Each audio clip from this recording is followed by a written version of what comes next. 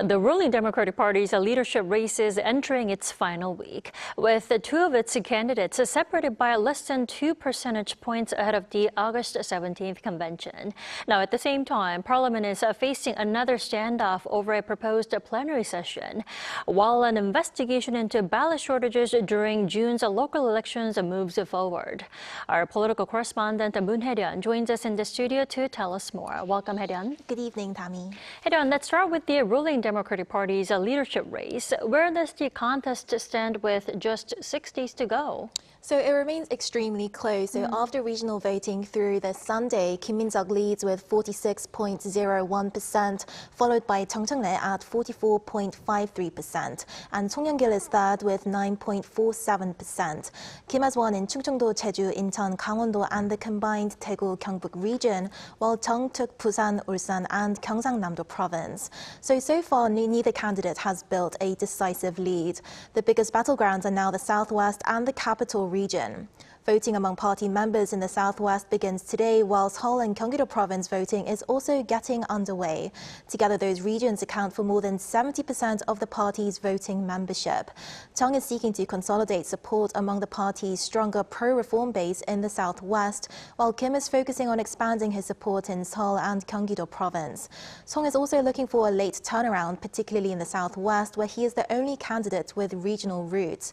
But the regional results will not tell the whole story, because party delegates and voting members account for 70% of the final result, while the public accounts for the remaining 30%. A preferential voting system is also used, meaning second-choice votes could become important if no candidate wins a majority. Now, Hye-ryeon, Parliament is also facing a possible confrontation over an August 13th plenary session. The question is, what's behind the dispute? So the DP wants the National Assembly to convene on Thursday to vote on more than 100 bills awaiting consideration. And one of the key issues is legislation that would shorten the maximum fast-track process from as long as 330 days to 90. The bill was introduced last month, but a vote was delayed after the main opposition, People Power Party, launched a filibuster or extended debate to delay the vote. The DP says that disagreement should not prevent other legislation, including housing supply measures, from being considered. Floor Leader Han Byung-do says the opposition should simply vote against the bill if it disagrees with it. The People Power Party is blocking the August 13th plenary session because it opposes the bill shortening the fast-track period.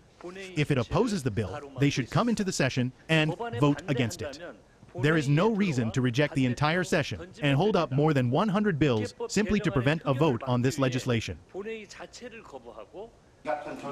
The People Power Party says it will cooperate on bills already agreed by both sides, including those housing measures, but opposes what it considers politically contentious legislation.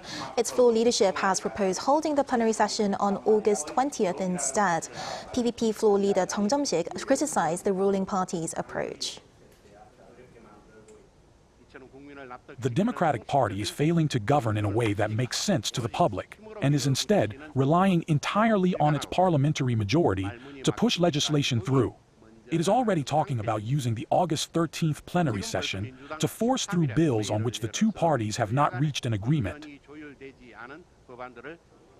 So for now, the date remains unsettled, with the Democratic Party's convention just days away, which adds another variable.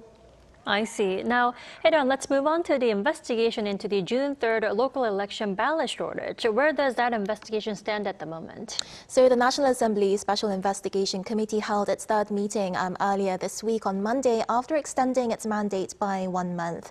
The immediate issue is a planned public recount of all ballots at the Songpa-gu District Election Office in Seoul. The parties had provisionally agreed on August 18th, but the PPP wants the recount coordinated with the Special Council investigation into the National Election Commission. The DP wants the recount to proceed as scheduled. The separate Special Council process is also moving forward. A 6-member recommendation committee with 3 members nominated by each party has been formed.